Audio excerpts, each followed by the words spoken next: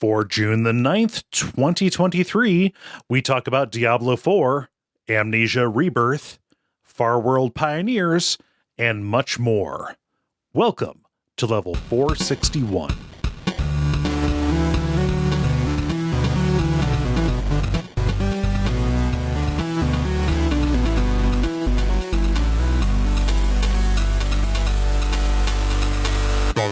My name is Cole Ross.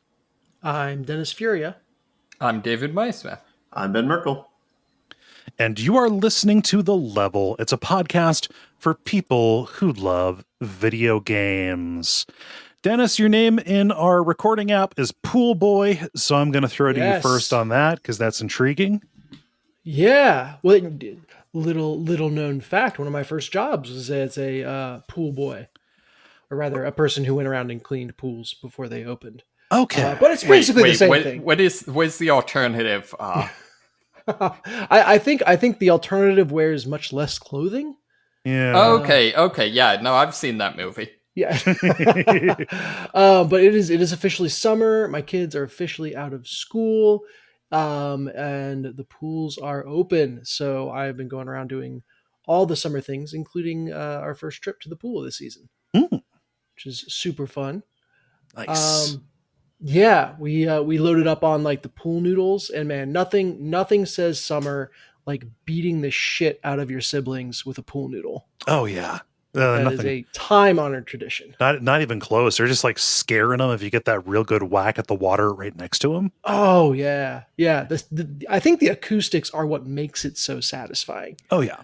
Because you can get that and still not really hurt anyone. Mm-hmm. But yeah, so that was great. If you get it nice and waterlogged, so it'll swing with some force and really just kind of cut the air. Just yeah. Pa! Yeah. It's so satisfying. And our pool has like a little playground that you can play on during adult swim. And if you are wet, the slide on that playground goes about 60,000 miles per hour. Oh, it's a rail gun. It'll launch you across, the Bering Strait. Space. Yeah. Yes. And so the game that my boys were super into was I stood at the bottom of the slide like a batter, and they launched themselves down at me, and I just took a cut as they went past, and that was our fun. So summer is excellent. All strikes or any hits? I tried to keep them conscious at least. So if I saw that they were getting a little loopy from the battering, I would lay off. Jeez, man. We are recording. Just saying. The danger is like other kids were like watching us playing on the playground, and we're like, oh, I want to go. And it's like I don't know if I can play with you this way. Yeah. So yeah, it was good times had by all. Yeah. Summer fun, going hard.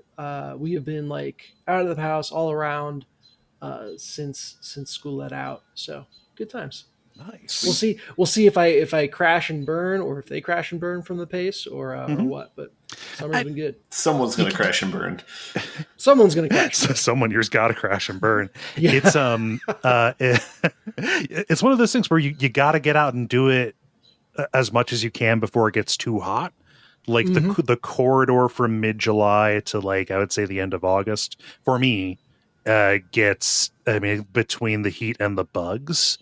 It ends up being a little bit too much, Yeah. So like, I'm seeing that with what I'm doing. I've been out doing a lot of trail walking, kind of stuff, trail walking, hike kind of things. Like went up to like nearby a state park and did David. I went and hiked at Mohican for the first time. Oh yeah. Like went up by the waterfalls there and all of that. And Lion Falls, right? Yeah, Lions Falls. Yeah. So just went a mile down the river and then did like 2.5 miles back. It was good. A lot more elevation gain than I thought there was going to be. Probably more than because I walked to the end of the easy trail and I was like, oh, well, I'll take the hard trail back. No. Probably should have looked that up on an app of some kind. I still remember that trail. That trail was challenging when I was like a 12-year-old with the infinite energy cheat. Yeah. You did the hiking equivalent of switching from beer to liquor. I did, yeah. But it was neat, It was good. Went out to a wetlands trail, like on Sunday. New one that opened up out here, kind of a next town over kind of deal. And a boardwalk, mayhap. No boardwalk. There is like a weird bridge to nowhere in the middle of it. Oh, huh. Yeah, but like got back by the creek, like way back at the far end, about a mile in, and there were these two like middle schoolers, and they made this kind of big show of hiding these little nets behind their back. They were there, and I said, "Hey, don't worry, I'm not a cop. Whatever you're trying to hide." And then they said, "Oh, well, do you want to see our crayfish?" Like, yeah, I want to see those. Like, I'm gonna say no to crayfish, dude. They had a little bucket. They were catching crayfish. It was full of them. They were doing a good job. It's the most wholesome story I've heard in a long time. I looked at them and I said, "Good work," and then I left. You said, you've reached the joke's point... on you. I'm actually the crayfish inspector. Those are now my I'm crayfish. a game warden. Yeah. So did I ever tell you my story with crayfish? No. So I was doing hurricane relief with some people after Katrina, and this guy drives up, local guy, looks out his window, says, "Y'all Northerners ever had crawdads?" Okay. And proceeds to go to the local grocery store, or the local 7-Eleven, because apparently that's where you get crawdads in Louisiana. Buy a huge thing of boiled crawdads and bring them back. Nice. That's nice. Good hospitality. Yeah. Yeah. But it was just, y'all Northerners ever tried crawdads?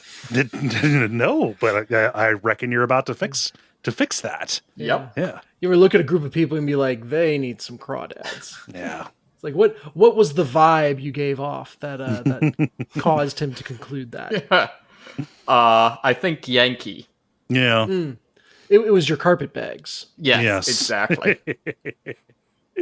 So yeah, that's been my that's been my fun. How about you, Ben? That's really cool.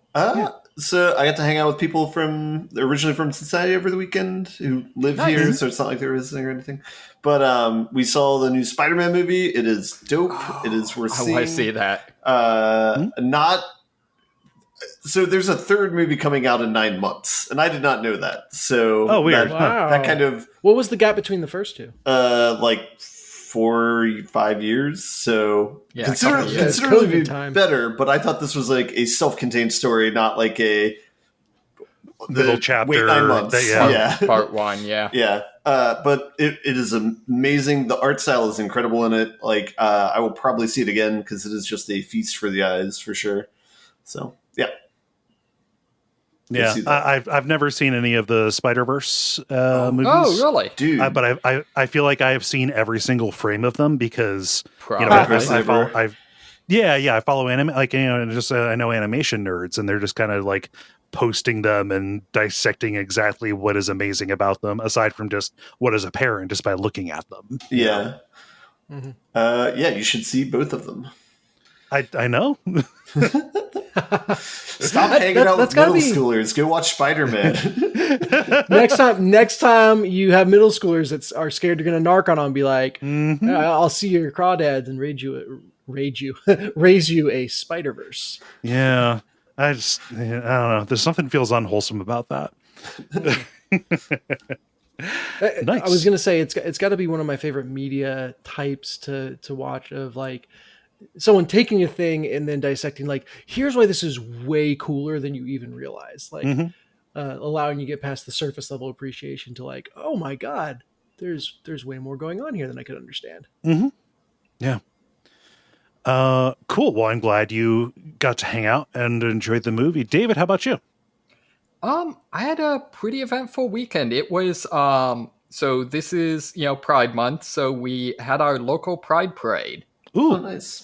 So that was a lot of fun. Just kind of, did sort of a square around the kind of downtown of Huntsville. Mhm.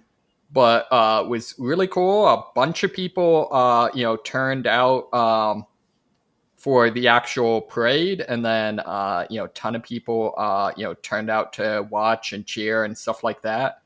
So it was a really, really good time. Had a couple of floats. There's a drag queen float that was a lot of fun.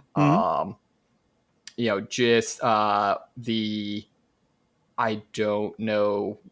It's not my religion, so I'm not sure what it's called. But whatever the local like pagan church, whatever those are called, was there and had a thing, stuff like that. So it was a lot of fun.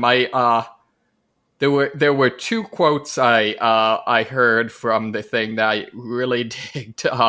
One, we're walking. It's whatever, like 80, 90 degree weather, middle of Alabama, tons of sun, and someone just says, why couldn't Stonewall have held off for a more temperate month?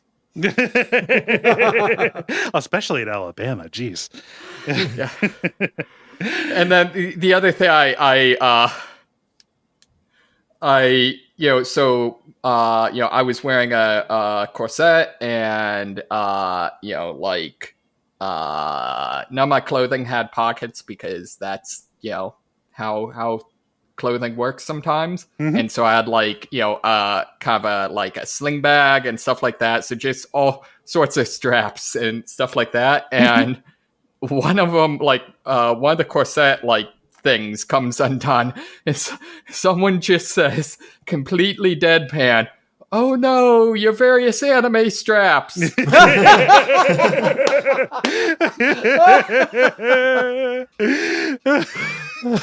Yeah, I don't know why, but that's very good. The other thing I loved is right at the end there were two protesters. And it's the same people that are always protesting it. Yeah. But they're at the end, like the electric wires are at the end of the Spartan runs or whatever. Yes, exactly. But their sign this time is all in rainbow. So we get done. They were at the 3/4 mark. So the last quarter there wasn't really anyone there. So we're just kind of all talking as we walk back, and we're talking about it, and someone's like, "Oh wait, those were protesters? I just saw someone with a rainbow sign and assumed they were on our side." Got them. Yeah.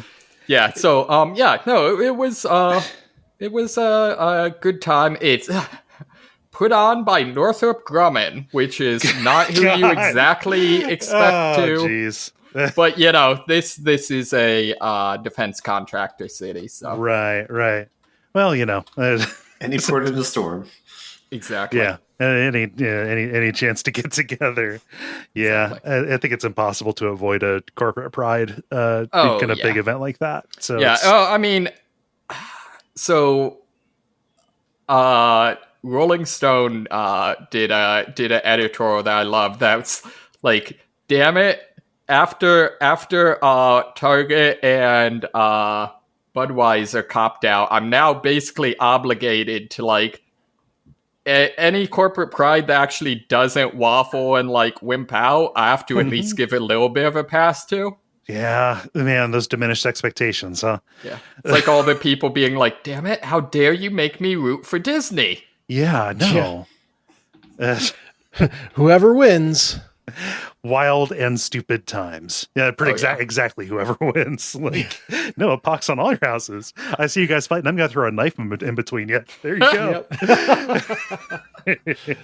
Saying of which, I saw, I think it was today, headlines that the Florida gender affirming care ban has been had a stay put on it, at least. Oh, yeah. I didn't see that. I know the drag ban in Tennessee got tossed out by a Trump appointee. Yeah, that's what I was Yeah. gonna say. Yeah, that one got at least a stay on it as well. And that wasn't just a So- drag ban. Like that was that also had to do with care, and I think there's some women's health stuff in there. It was an Yeah, other there's- ban. Yeah. And like they seem to like to do. But I would love if Pride Month was just undoing all of this bullshit that has been would be cropping cool. up. I've only been to That would make for the best Pride Month. I've only been to one Pride. It was 2015. Like it was so cool. It was 2015, the day after oh gosh, it was the day of the Obergefell decision. So when gay marriage was, legalized at the federal level, and it was real neat to be at that particular place at that particular time in history. Yeah. Very cool. Yeah, I remember that day. Mm-hmm. Nice. Well, happy Pride, everybody. Yeah. Cool. Well, I think we should talk about video games. Not that it's not fun to talk about Pride and stuff. We had unanimously upbeat summary things. We so did. Sweet. Yeah. Let's see if we can turn that one around, huh, guys? We can do it if we try. In a regular show with the grind, the multiplayer, and the end boss. And why don't we get started with The Grind. The Grind, where we talk about the games we have been playing over the past period of time or so. I think everybody here was here last time. Am I correct? Mm-hmm. Yeah. Okay. So I'm going to ask who has something new. So say, Kole, throw to whoever was least present last time. I can't recall. Oh wow! Only That emotionless. raises some. We'll make this really, really tense. No, go ahead. Sorry. Yeah. So I've actually got a couple of things. Okay. So I gave Farscape Pioneers a shot, which came out on Game Pass, and is kind of if you mashed up Terraria and RimWorld. Huh. Yeah, so you crash land on a desert planet, and you have to find other survivors and get resources, stuff like that, and ultimately build a ship to escape.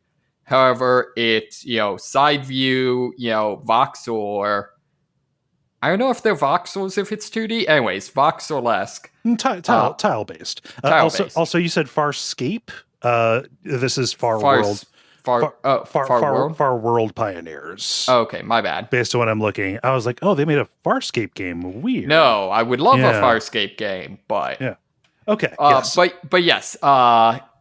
So really really cool idea. Kind of neat. The only problem is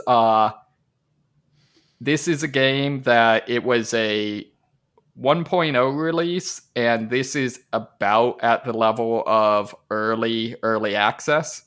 Oh no. Okay. Yeah, that would that explains the reviews I'm seeing. It's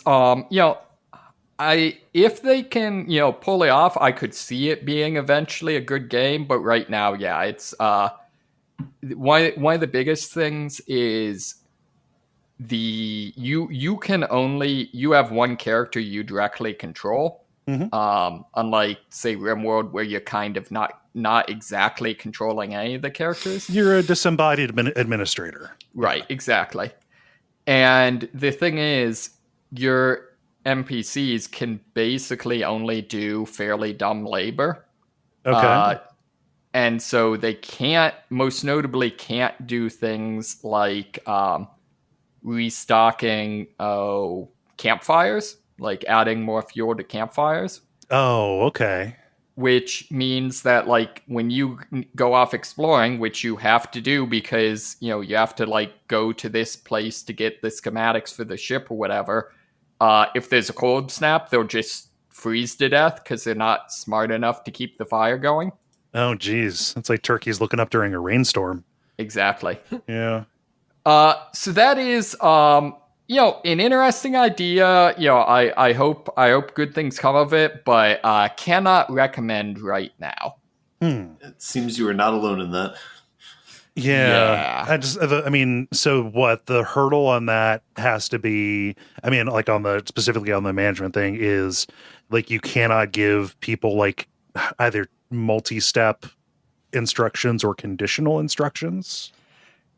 Yeah, yes, although honestly it most comes across like they just haven't implemented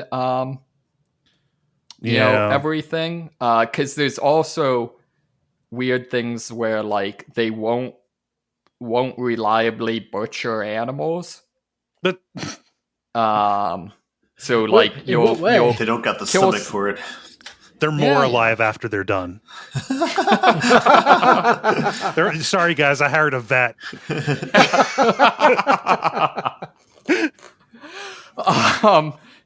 And then also like there's some weird things like your character can do everything except for research. Okay.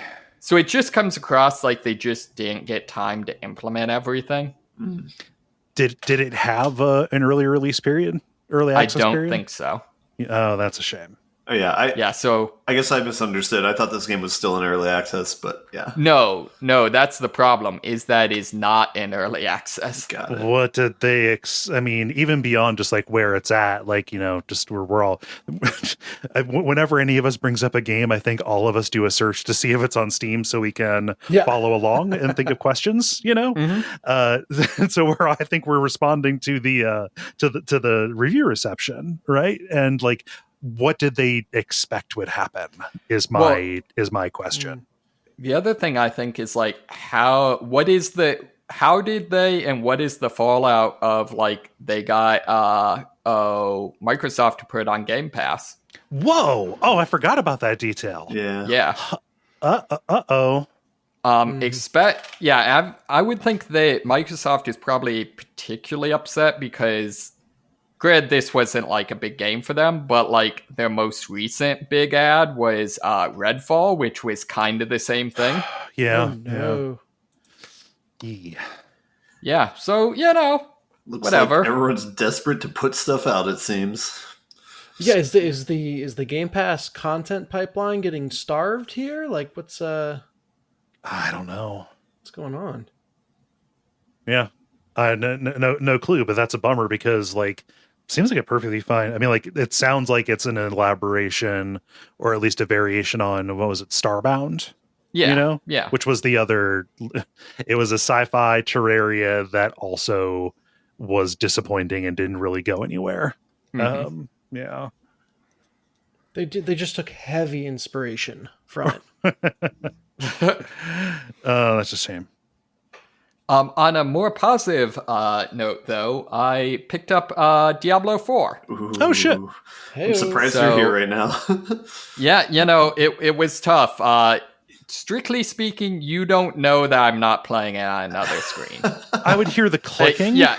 Also the fact that like... We know how good you are at muting, David. Yes. Also the fact that like my internet connection is still working, so... Right. But no, yeah, it's this is the fourth game in the series. I guess that goes with being called Diablo 4. But is kind of the pitch for this one is it's sort of a return to form for it. Particularly in terms of both bringing back a lot more of the darker kind of gothic tone of the of 2 and Diablo, and then also in terms of having a more sophisticated skill tree. Okay. Mm-hmm. Also, the classes you can play this time around are a lot more things that have been in previous games. So you've got like the Barbarian that's been in every game. The Necromancer, I think, has been in all except the original. You've got the Rogue back from the original, stuff like that. So it's really, from what I've seen so far, it seems like they're trying to pull in and sort of overcorrect from, or at least correct from some of the criticisms from Diablo 3. Mm-hmm. I love that this entire conversation ignores the existence of Diablo Immortal. Oh yeah. Oh yeah, that's a sideshow. That's Yeah, I did find it funny that the like special edition gives you a whole bunch of like you get a I don't know, some sort of creature like pet in World of Warcraft and something in Overwatch, and then there's something you get in Diablo Immortal. It's like, yeah, that would be a big selling point. I mean, so like related to the Immortal thing, speaking of like weird cash grabs and ill-advised, pay to win kind of structures, Diablo 3 kind of stumbled out of the gate with its cash auction house and just some weird monetization and like online service kind of stuff. I've heard mixed things about how much this kind of dabbles in that. Like, what's your impression of like, I don't know, how much you can play this without feeling like you're being squeezed? Sure. So it definitely, has an in-game like, real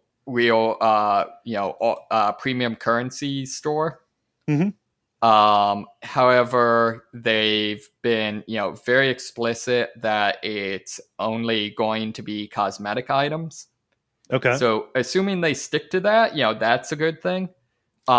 They have said that there's going to be a season pass once every approximately 3 months. Okay. Which is less ideal. Well, that's kind of a mixed thing. On the one hand, it's cool that new content. On the other hand, having to buy, I think it's $10 for a season pass. That sort of sucks, but that's not horrible. Well, the question is, does the season pass contain enough to get the next season pass? Because I feel like that was something that Fortnite always did, where hey, as long as you're still playing, the season passes will be free after the initial purchase, because we'll give you it in the main one, and it's only if you fall off that you'd have to rebuy. But I feel like now a lot of season passes don't do that anymore, and that you're going to have to rebuy with actual money every time, regardless. Yeah, and I'm not sure. The first season starts mid-July, so I think probably it'll be a thing where, we'll wait and see then. The big thing I don't like about it is I think they've basically said that they are going to be expecting you to create a new character for each season. Ooh. Which, like, that's a thing. Like, that's how Path of Exile basically works. Where each season there's in effect a game mode with special rules and new events and stuff like that, and then so you create a character that's in that game mode. But I don't know, I'm very much a make one character and then get them to like a level ability. Mm-hmm. Well, it's interesting you mentioned that, because I remember seeing that after you get your first character to end game, they will actually give you the option to kind of skip story content on subsequent characters. Really? I hadn't seen that. Yeah, and I don't know enough about the gameplay design to comment further on it. But yeah, it does seem, depending on the way they design the gameplay loop, that's a very viable thing to do and have it not be icky. Yeah, that does sound good. I've also seen there are at least some like stat increases that once you get them, they apply to every character. So like the various challenges and stuff like that give stat increases. So it seems like potentially that's a thing. The other thing I'm hoping, I haven't checked yet, but if any of your equipment, if you salvage it at the blacksmith, you then unlock that appearance that you can make any item look like that. So I'm hoping whatever items they add for the season passes will then be unlocked, and you can then, at least get the appearance on any character. which is kind of how some of it works with like Destiny 2. Yeah, that makes sense. It's playing dress up with your little tune. Yeah, right, exactly. So the other big thing is that this time around, the levels are not procedurally generated. It's all bespoke maps, and it's all one massive open world. that sounds good. Yeah. So far, it's been pretty good. You start out in like kind of a icy pseudo Russia, Okay. and honestly, I just made it through the tutorial because game came out today. Mm-hmm. So can't say that much about it. Apparently, there's a new Deckard Cain. Or Deckard Cain equivalent, whatever. Oh, okay, I was gonna say like Deckard Cain bot 2.0. Yeah, he actually he swiped the soul stone and no one really realizes it, but Deckard Cain is a title, not a name. The Deckard is dead. Long live the Deckard. And the plot line is that the demon Lilith that created the world of Sanctuary but was then exiled from it, has found a way to come back, and she is kind of she's not on the side of the demons or on the side of heaven, and I don't know, is up to no good. How's it feel? I mean, does it? I don't know. There was something about Diablo 3 where no matter how much they were trying to make it feel snappy, it never actually did compared to my memories of the way that the sprite based. There's something inherently mushy about 3D graphics. Have they gotten over that hump? I think they have. It very much feels like classic like Diablo 2. I've only played as the rogue, and that character can either be kind of a fast stabby character or a ranged archer character. And it feels just like classic Diablo. You can kite around enemies. You can wade in and just start swinging at things. They do keep the evade feature from the console versions of Diablo 3 is now on all of them.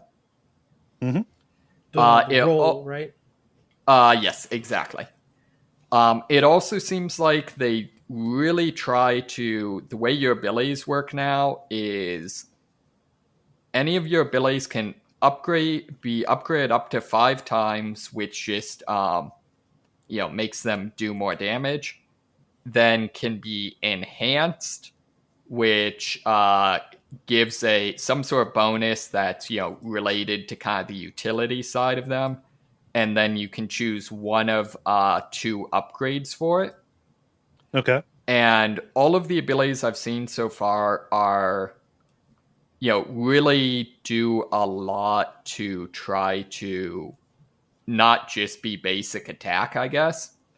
So, for example, one of them that's kind of cool is there's a shadow stab ability. That's one of the basic attack options for the rogue. That once you attack an enemy for 3 seconds, you can just it basically turns off collision with the enemies, so you can just walk right through a crowd. And then one of the enhancements for it is if you do that, they then get debuffed. So right out of the box, it's basically designed to keep you from getting overwhelmed and be able to escape. Okay. But then it can become this debuff ability. Yeah. So yeah, I'm really enjoying it. Like I said, I have not played a whole lot, so this is kind of just first impressions. seems much darker, much more gritty, which is pretty cool. My understanding is that the cutscenes are rad as hell. Yeah. They do a lot of really cool, almost hand painted looking cutscenes that are kind of cool. Mm-hmm. Ben, you were going to say something? Yeah, I was going to say, do you have a group of people that you want to play this with online, or are you soloing it? I'm soloing it right now. Definitely open to co-op play, but yeah.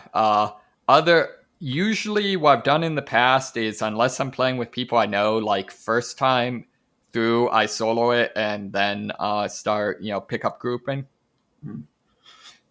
I think my barometer for the quality of this game is how long it's been since I've heard anything on a Discord server I'm on with some computer science friends from Cincinnati, and it's been silent for like the last week. So sounds like it's good. Nice. Or rather, doesn't sound like it's good. Wah, wah, wah. Very subjective, I guess. Yeah. No. Nice. So Farworld Pioneers and Diablo 4. Yep. Cool. Who else wants to go? Ben. All right. I just got one. I just got the Zelda update. That's the only one I've been kind of grinding on. Nice. So I've still played it a bunch. I think since last week. I think last week I had 3 of the 4 temples. I've gotten all 4. It sends you. I don't think it's the end boss, but it sends you to Hyrule Castle after that. And there's a boss battle there. I have not beaten that. I kind of continually get one-shotted by that.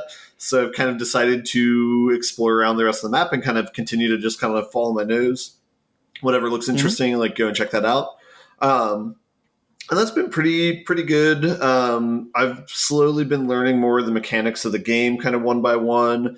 I've been exploring the depths. There's a lot of economy in this game where, even though they technically tell you like what it does, like in one line of dialogue and during the tutorial, you kind of forget about it because it's been like 20 hours since then, So I've kind of been revisiting some of those, or some of it might be a mission you just haven't run into where they tutorialize what a certain mechanic is. But in any case, like in certain points, I've started looking at the map, or I've started like looking up, like, how do I do this, or what is this economy for? If it's not like evident through the game for how to do it. And so there's some positives with that. For example, they tell you this is a tutorial, but there's this one economy you can collect where it'll extend your battery life, which is super helpful because like any sort of machine you build it'll run on the battery that you have. And so by default, you have like 3 bars in a single battery. You can extend that for every like 100 of a resource that you have. So I think I upped it to, 7 just today because I had all those resources just sitting around, didn't know what they were good for. So that, that kind of adds to kind of satisfaction where it makes it so it's easier to explore. Another example is the Korok seeds that you find. This is similar to Breath of the Wild. They're like the Easter eggs that you find like littered all over the map, like the things you torture. Well, you load them into a contraption and you say, press ignition and may God's love be with you.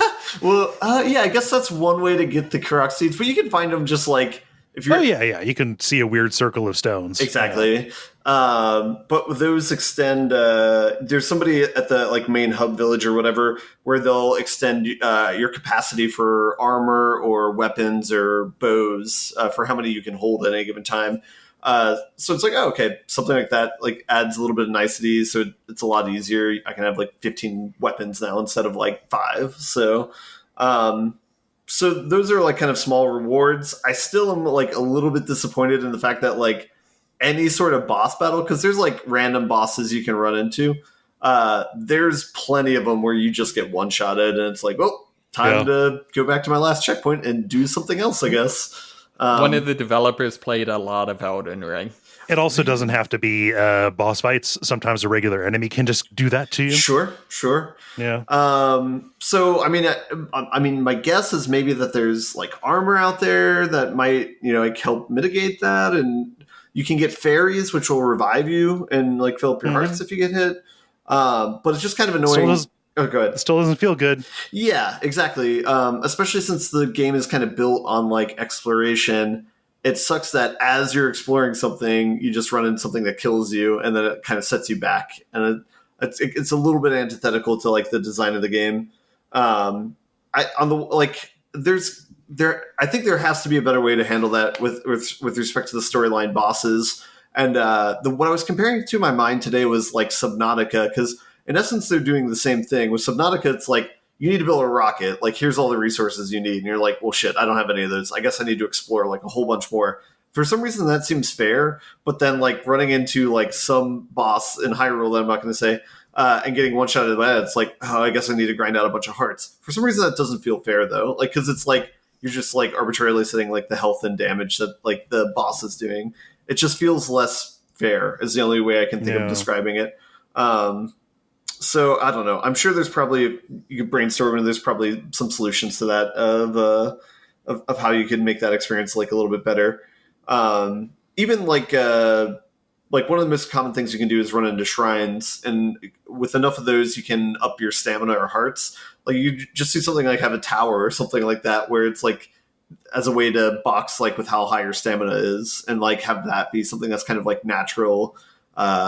But then again, the game's so open-ended that there's probably ways to like cheese that sort of thing. So it's kind of like one of those things where there's like they're constantly hoisted by their own petard, where it's like they give you all this freedom, so then it's really, really hard to design puzzles within that. Like the only way the shrines work is because they're so heavily sandboxed, and it's just like you are in the single room. Like there are there's infinite falling below, and there's like a ceiling way too high above you. Like they have to sandbox things like that to have any sort of like actual coherent challenges. But when it comes to like having challenges in the map where they don't have that same level of control, it's really hard to do the same sort of thing. So I don't know, but I'm not trying to rag on the game completely. I have like found a lot more in the underground areas that kind of makes sense, or like I'm starting to like understand more of like the iconography. Some of the NPCs kind of lead you in the right direction. I did one sort of task because I heard it would help you get the Master Sword, but that is not immediately the case. You do all the things and you just unlock videos, but you don't unlock any items. So I was kind of upset by that because that took a little bit of time. But yeah, I don't know. I guess I can say is I'm still exploring. There's still things that I'm interested in exploring. However, I feel like I'm running into the same sort of position that I did on the first game, where it's like there's walls I'm running into, and the only way around it seems to be like I need to do other grindy sort of elements of the game to level myself up so that I could coherently try something. And that doesn't feel as great.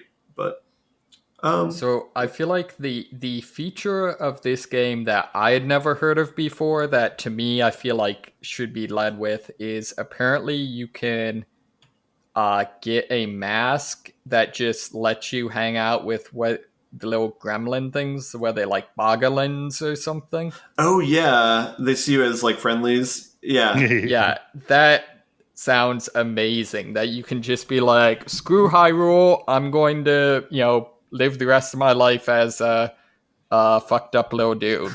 I wonder if it works the opposite, if the regular good guys start attacking you when you're the mask. Oh, Goblin mode Link. Yeah. All that makes sense. Yeah, have you continued playing this at all, Kole? No, I've been doing other stuff. All right. Yeah. No one to bounce off of then. Sorry. Yeah. It's all good. The things that you're saying do remind me of, issues that I had with Breath of the Wild in terms of like, I when the answer is go do more shrines, and it's like, I don't know, I've done a bunch of shrines. My appetite's kind of down for those. I'd kind of like to do some other stuff, and I'm like, no, more shrines.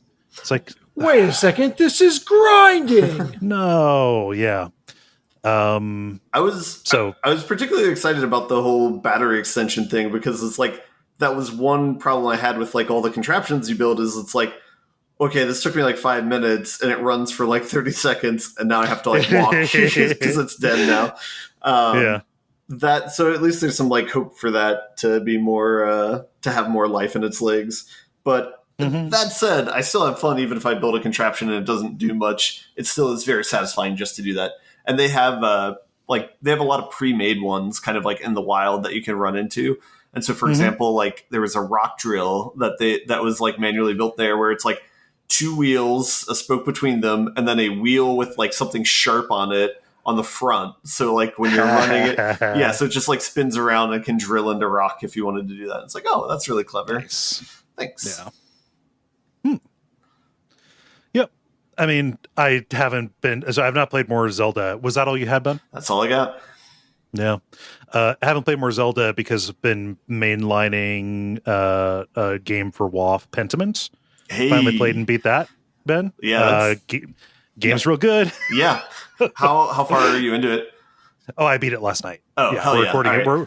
We're recording about it on Thursday. That's go check that conversation. But just like while I'm here with you, Ben, that's really good. Yeah. That's like I don't know. I called it on Twitter last night, like heartwarming and beautiful. Yeah. Or not heartwarming. It is warm and beautiful because like there's an awful lot about it that's very bleak. But like, in terms of getting like it's a slow start, but getting real invested in these characters in this town, and by the end of it being like just wrapped around the axle on the fates of everybody, and like I don't know. It does really sweet stuff with time. I think when I beat that game, it was like at something like 3 a.m, because like the last like 4 hours of the game, it's like, well, I'm not going to quit now. You know, like, I want to check this out. Yeah. Yeah. It's just like, it is. It's quite an experience. The other thing I want to say is like, I don't know if I mentioned before or not, but it's like I started a second playthrough and got maybe like half an hour into it. And I'm like, this feels wrong. Like I don't want to play the game again. Like I just want the single story to exist in my mind, you know? And like I made my choices. Yeah, exactly. Yeah. Yeah. So, Pentiment is real good. We're talking about it on WoF for episode 400, actually, coming out here. So wild. Let's see here. The thing that I actually brought to talk about is I've been streaming and have played enough of Amnesia Rebirth to comment. This is not the new... Go ahead. I was going to say, that sounds foreboding. Yeah, this is not the newest Amnesia. Amnesia The Bunker just came out today, actually. I had not beaten Amnesia Rebirth, just figuring out like, oh, I'm going to play this for fun. And then I forgot that I don't play things for fun. And then it didn't get onto the... it didn't get on the streaming for a while. So I was like, I'll stream this just so I can, just time along with the new game coming out. This came out in 2020. It is it's not a direct sequel, but it takes place after the original Amnesia, The Dark Descent, and has more to do with the original than A Machine for Pigs, which is... Oh, go ahead. Would it have to take place like 100 years after the original? Because like the original was like 1800s or something, right? Yeah, the original was like in the 1830s, and then this one is in the 1930s. You are a you're a draftsman, who is sent along a draftsman, yes, who is sent along on an expedition to kind of like refurbish or like reopen a gold mine that had shut down, but your plane is brought down in Algiers in the desert, and like between the plane crash and when you wake up back in the plane, a whole bunch of time has passed, and suddenly terrible things are happening to your crew who have kind of strewn about around the region, and something is terribly wrong with you. Namely, you forgot that you were pregnant. As you do. Yeah. And also you're traveling between dimensions, and when you're in the other dimension, that baby is growing very rapidly. So you're trapped in this horrible situation with monsters about, as this story of your progressing pregnancy and illness is kind of going along, and you are trying desperately to find out what happened in that time that you cannot account for, and also to get to a doctor so that you can try and address at least one of these very acute problems that is going on. It's notable that it takes place in Algiers because, and this is getting into some lore from the original Amnesia, which I'm a total sicko for. I understand if people are not sickos for lore, but it feels like this game was kind of made for me. One of the inciting, things about the original game was this magical orb was taken from an excavation by the main character from Africa, and then this shadowy force started coming after him and trying to kill him, and then he flees to this place in Prussia, to talk to this mystical expert to try and figure out what's going on. The place where you go is where that orb originated from. Okay, not originated from on this earth.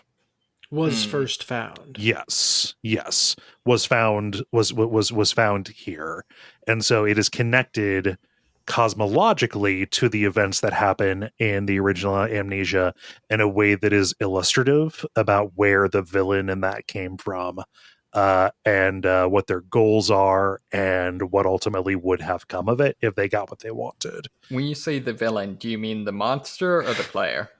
So I would say not the monster. I would say, well, the player is also a monster. The player is a villain in that, but specifically like the mystical mentor Alexander, Alexander von Brennenberg was is who I would consider to be the villain of that, because he's the string puller kind of guy. Sure. Yeah, that's a bunch of story stuff. From a play perspective, this I think splits the difference pretty well. So original Amnesia, still the scariest of these, to my mind. It is scariest of games that Frictional has put together, and also I think the scariest, in this, barring certain moments in Amnesia, or not Amnesia, and Outlast, Whistleblower, the scariest of these kind of first-person horror games, right? Mm-hmm. Partially because in Amnesia, the first one, you had puzzles and enemy evasion happening at the same time. Mm-hmm. You would be trying to search and find stuff and figure out what to do with it while enemies were pursuing about, and you had to hide, and if you were seen, you had to run and cower and hope that they didn't get to you and kill you, otherwise you would have to reload. It was very mechanically rigorous, and I think that played with the fear angle of it better, and I think more stressfully than they would have in either Soma or in Amnesia Machine for Pigs, which was kind of all story and like the illusion of pursuit and puzzles that were basically, dang, this lever's missing. Oh wait, the lever's over here on this table in the same room. Like they designed puzzles into it, and then they cut them out for Amnesia Machine for Pigs. I like the story in that game, but it kind of comes up short when you think about it. Very quickly you realize, oh yeah, nothing is actually gonna hurt me, and that takes away some of the fear.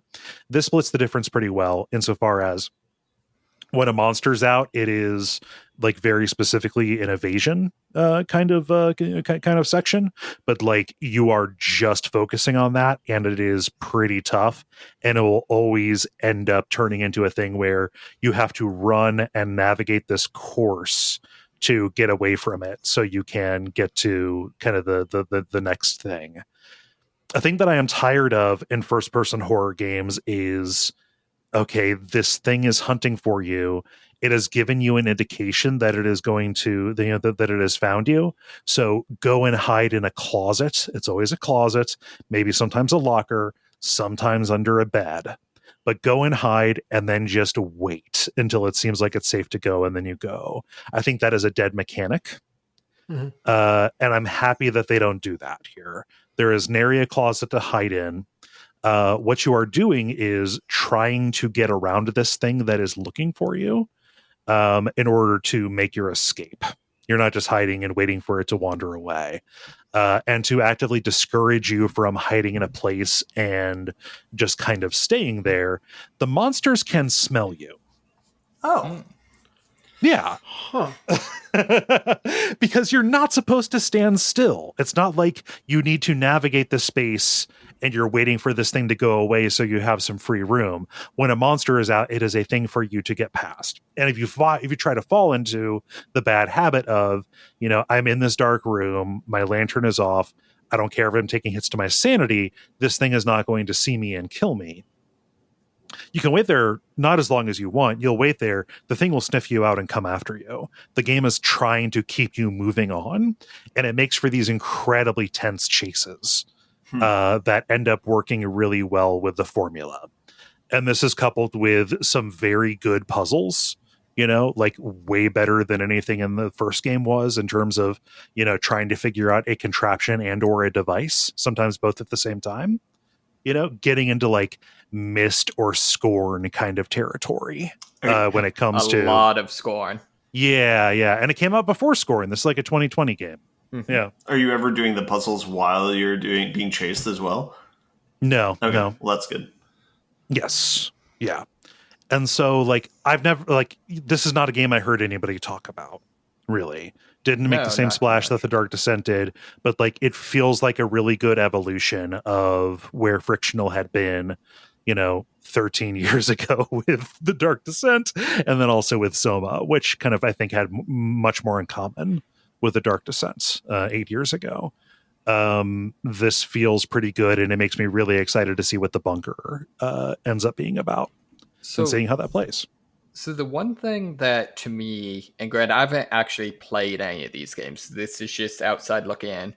But it seems like, I can't believe this is still in the game, is the weird, like, click and drag to, like, open doors and do cranks and stuff. Like, I thought we, as a, society, decided to stop that with, like, Trespasser. They built their engine and they're sticking with it. Yes. I could make a defense of those, but what I'm going to do instead, what I will do first is, do y'all remember the Novent Falcon? No. The what? Nope. Okay, Novent Falcon, Novint, and then Falcon like the bird. Okay. This was a controller, came out back around the time of... okay, yeah. Yeah, came out back around the time of Half-Life 2. It was a physical controller. It sat on your desk. It looked kind of like the end of the portal gun. Yeah, okay. Yeah. You're probably getting it, but I'll describe it for the listeners. It's like a little orb, and then there are these three kind of arms, all converging on the smaller kind of control point with some buttons on it. And the idea was you moved this thing around in 3D space, and it provided resistance to accomplish what David is talking about. It feels like opening a door. It feels like I'm moving the sand around kind of deal. Never used one. Always seemed like it would be really cool. But them's the breaks. I'm looking at one on Amazon right now, and it's not even available. Maybe there's one on eBay, possibly. So I know there are equivalents to this that are apparently used in 3D drafting and stuff. Mm-hmm. That makes sense. Yeah. The funniest thing about the Novent Falcon that I saw was somebody combined it with VR and a fleshlight to make. I was gonna say, we all know where this is going. Exactly. Yeah. Which how much resistance can it be? So I just wanted to ask that because that is a fun digression. In defense of opening doors and moving locks or whatever, when something is chasing you and you are trying to use this very ungainly system that is modeling actual physics, and there's a very real chance that you're going to mess up because opening a door is not as simple as clicking on the door and having it open or pressing use on the door and having it open, but you've got to walk up and then open it and then slam it closed behind you as you turn around. That's just enough sense of moving an actual body in physical space to make it feel like you could fuck up in a way that is like somebody running from a monster in a slasher movie. Mm-hmm. Okay, that's reasonable. Yeah, so I welcome the presence that it's there. The only time I roll my eyes at it is when it's all right, it's time to turn this valve handle to raise a grate or something, and then you've got to take your mouse and go, "Rrr, rrr, rrr, rrr, rrr," you know, make big circles like a fucking dumbass.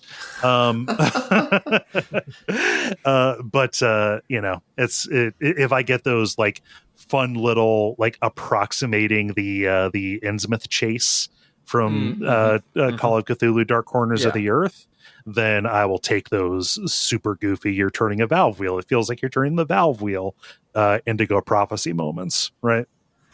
It's the feature, not a flaw. Yeah. So I dig it. Like, it's real good. I haven't finished it yet, but I enjoy where the story is going. Like, it is properly mindfucky in a real cosmic way that is paying off for me, kind of knowing the lore of the original from having played it so many times, you know? Yeah, it's good. Yeah, I was impressed. It looked to me like it did a lot more in what I would describe at least as BS, or a lot less BS in terms of, I don't know, I saw a lot of Let's Plays of the original Amnesia that was like, the monster just decides to like camp the area you need to get to, and so it's like 15 minutes of like run, get seen, run and hide in a closet, you know, try it again 5 times over. That ended up being one of my main problems with Alien Isolation. It was kind of all that, and I'm sick of it. Yeah, whereas this, it almost, I don't know if it was programmed this way, but it almost seemed like the hiding was almost an intelligence check, in that, like, it seemed like if you were doing the right thing and being conscientious, like, usually it would it wouldn't, does that make sense? Like, you'd be able to pull off what you're trying to pull off.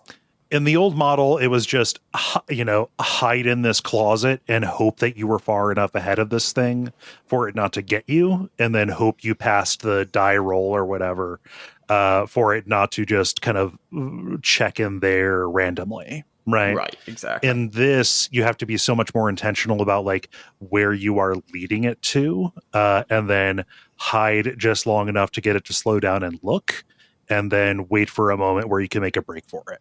Like, that is a much more entertaining loop than just wait for the game to decide that you're no longer in trouble. It also seemed like it had a lot more where you could kind of stumble around and still be okay, in terms of like, you could maybe like, it would see you when you're getting out of your hiding spot, but it still wandered away enough that you can like just dash the rest of the way through the door. Like it seemed like it wasn't either pass or fail, you know? Yeah. You can fuck around a little bit, and they lay traps for that stuff too. Like, physics objects will fall over, you know, you'll open up a door and then run into something that was precariously leaned up, and like, oh, there you go. You know, they're playing with you. It feels like they are, you know, trying to solve for maximum drama in a way that absolutely befits. Yeah, that's a way to say it. Yeah, that's a good way to say it. Yeah, I was really impressed by what I watched. Nice. You're really liking watching horror games, aren't you? Yeah, I see. That's my whole thing. Is I love horror. I just don't like playing horror games. Mm-hmm. Yeah, I'm not even talking about my streams in general. It's been fun talking with you about this stuff. Yeah, you know. Totally. Sorry, we're open and that kind of stuff. Yeah. Yeah. No. Yeah. That's all I got. Amnesia, Rebirth, and a little bit of Pentiment for Ben. A little Pentiment. Now I'm just thinking of bentos. Now I'm thinking of benzos. Oh no! Wah wah wah wah. Benzos, a great way. It's like fast travel to the hospital. That's not my joke. It's from the internet. Dennis, round us out. Chances are anything you say is from the internet. That's like in our age. Yeah, I got just my normal bullshit, man. I've been deep in a Trackmania hole. Is there a new season? Not a new season, but it did launch on consoles.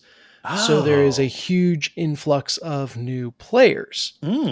And so, yeah, really the only interesting thing I have on it is just to watch the acculturation of new players to the game. Okay. Because like all the discussion in the discords and stuff that I'm in is around like, man, like chat got really hostile in the game all of a sudden. What happened? And they're like, it's console players showed up.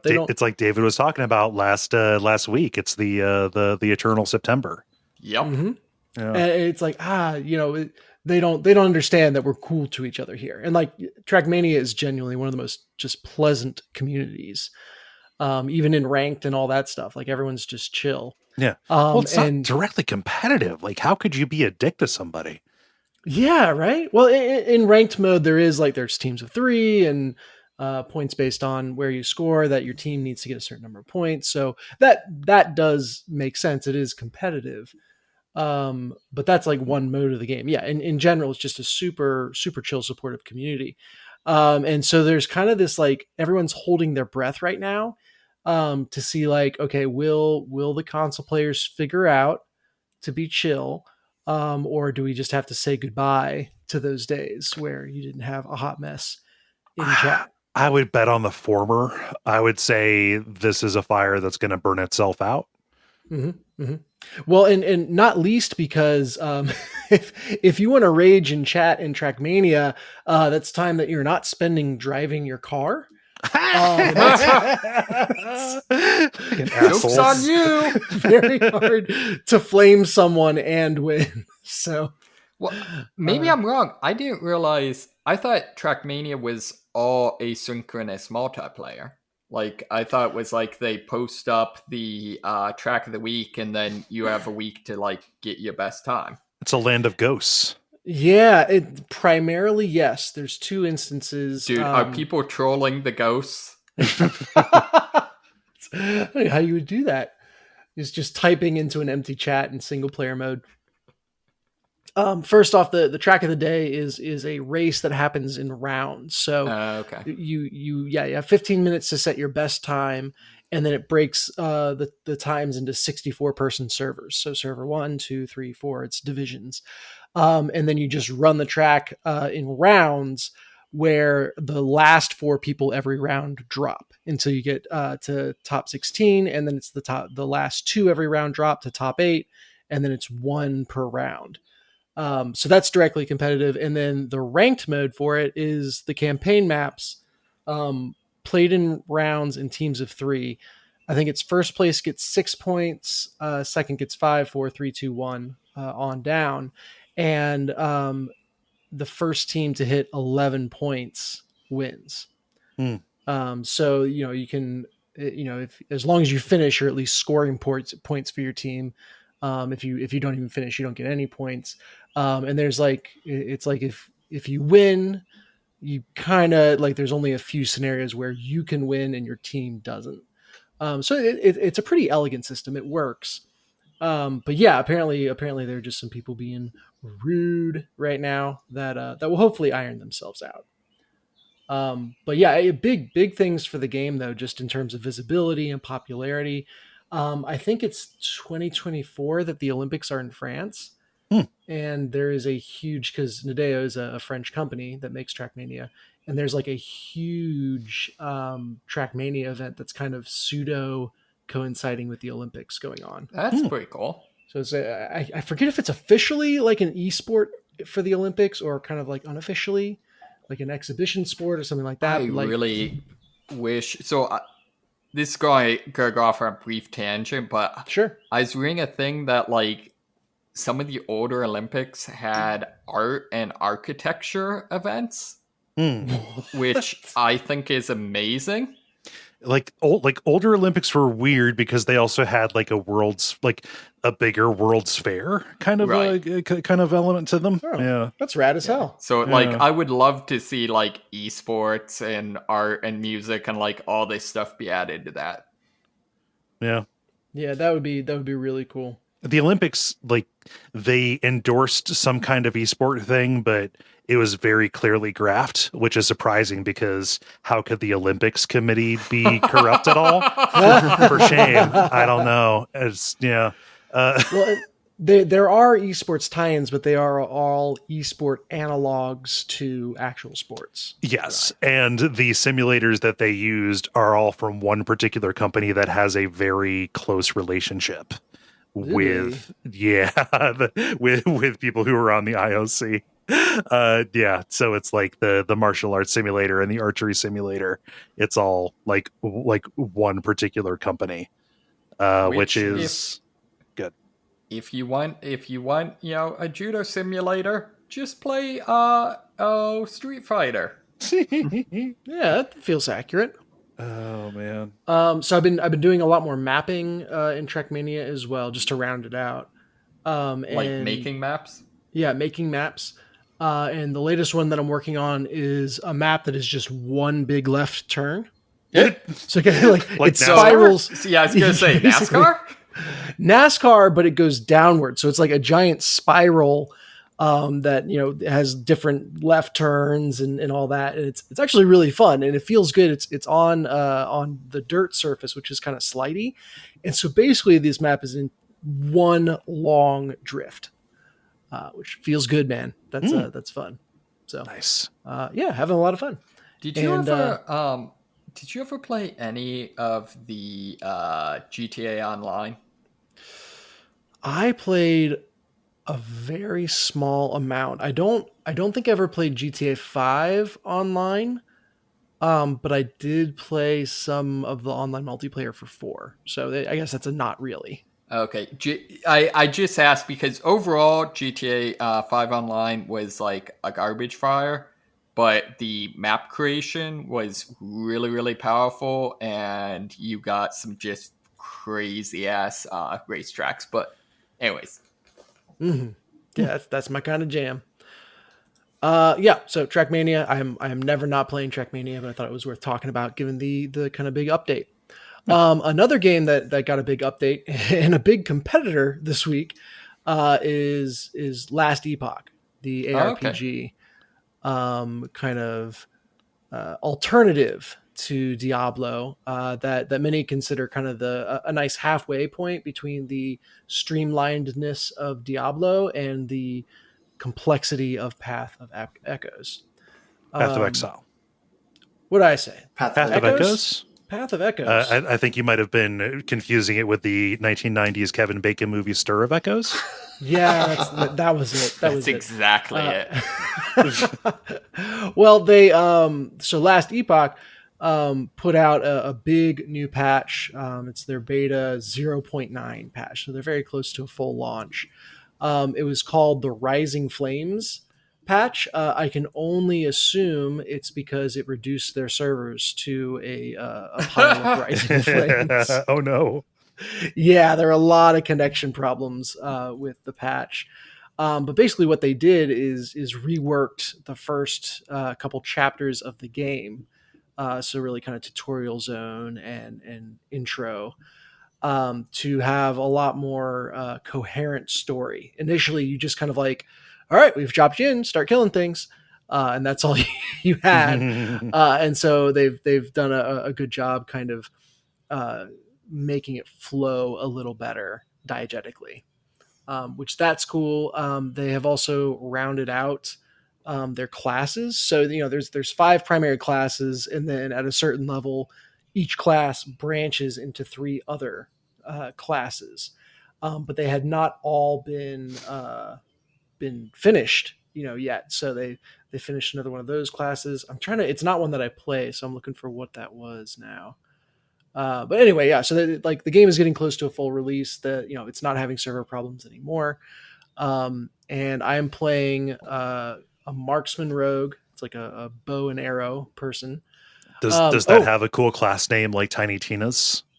No, I wish. But it does have a cool name that I gave her.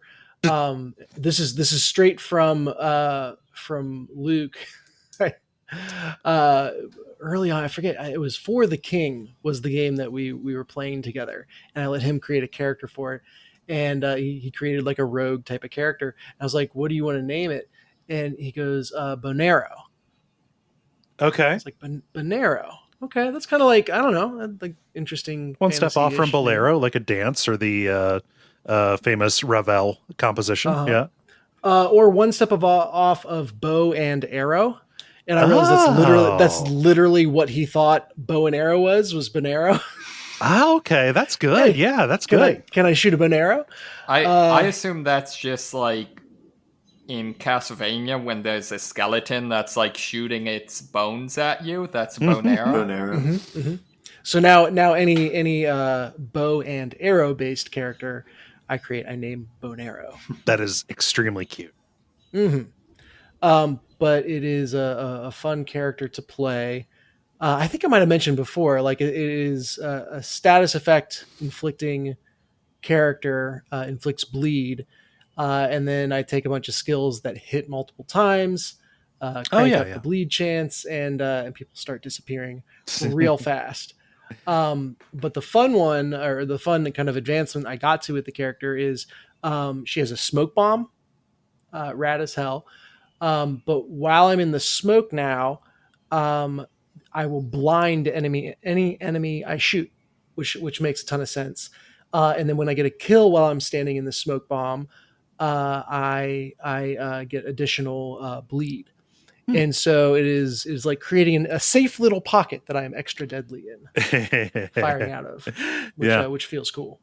No, I remember I was talking about that's like a weird little roguelike synergy you created. It's like a monster, really good monster hand or monster train hand. Yeah. Mm-hmm. Yep. And that continues to be the feels good of this game is building those synergies at a macro level. It's very breezy from a moment to moment gameplay. Yeah. So that is Last Epoch, and that's what I've been playing, at least of note this week. Nice. I mean, and for people who are curious, we talked about Farworld Pioneers, Diablo 4, Tears of the Kingdom, Pentiment, Amnesia Rebirth, Trackmania, and The Last Epoch. Damn. Good stuff. Good crap. Multiplayer. Now it is time for the multiplayer, where we ask you a question and then you answer it. Dennis, what is the question that you asked the nice people? Yeah, I want to know about addition by subtraction. Many games are going to shake things up by taking away something that you've come to rely on. So what game does this most effectively? We'll get started here with with Callum, who says Bloodborne, taking away shields from the Souls formula. And Peter seconds this, saying, I like this answer, even if Bloodborne was my first Souls game. Yeah, it'd be weird to start with Bloodborne, but I know a lot of people did. Mm-hmm. Yeah. Hey, start with the best. I mean, arguably. Can't disagree with you there. It is very funny that the one shield that they put in the game is an insult to people who would want to use shields. Yeah. Which I took in good fun, even though I'm a player in Dark Souls and in Elden Ring who loves their shield. So well, and you know, like I don't know a specific one, but I know people did like full runs of the game with the shield, right? Yeah, I think my understanding is if you completely commit to it, it can actually be super overpowered. But you know, it's one of those things where it's like you have to just devote everything to that one goal. It's like the magic right. Yes. Yeah. I mean, same thing. I mean, that's arguably true of like blood tinge builds or like arcane. Exactly. Yeah. Anything that's not the usual strength or dexterity. Yeah. Let's see, Ben, what does Peter say? Peter says, controversial maybe, but Fire Emblem Echoes, when the weapons triangle was removed from the series, I could competently use my warlord/pirate without fear of them getting massacred by an assassin or swordmaster, or anything that uses a sword, really. It's a shame that we don't have Jala here. I mean, because it would be fun to have her here, but also she has more kind of context for this. To me, the weapons triangle seems so fundamental to Fire Emblem that I cannot imagine a game without it. But I will take Peter's word for it that it gives you a little bit more freedom in how to spec. See, for me, from someone with absolutely no context, I assume that the weapons triangle is the Fire Emblem equivalent of the Bermuda Triangle, which is why it's a threat to his pirate. I mean, it's more Bermuda Triangle is more for pilots, but you know. Yeah.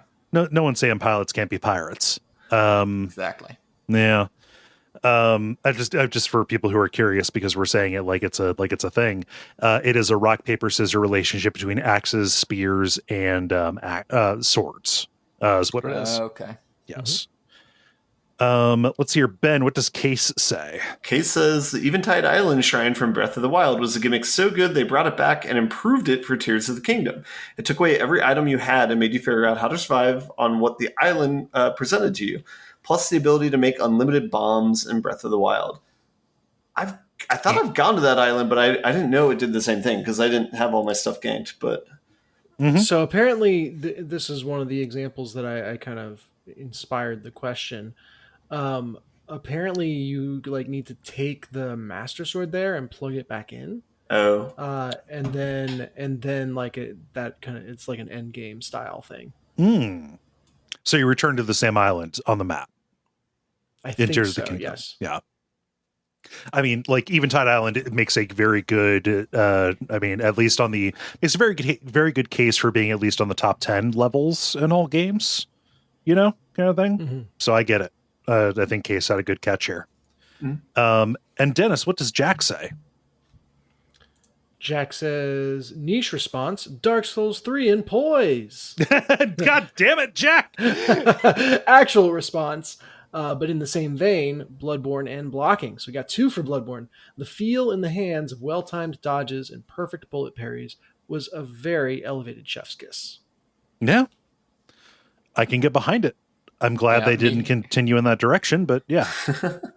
I think it's kudos to Bloodborne for the extra balls of abandoning a system at the game level.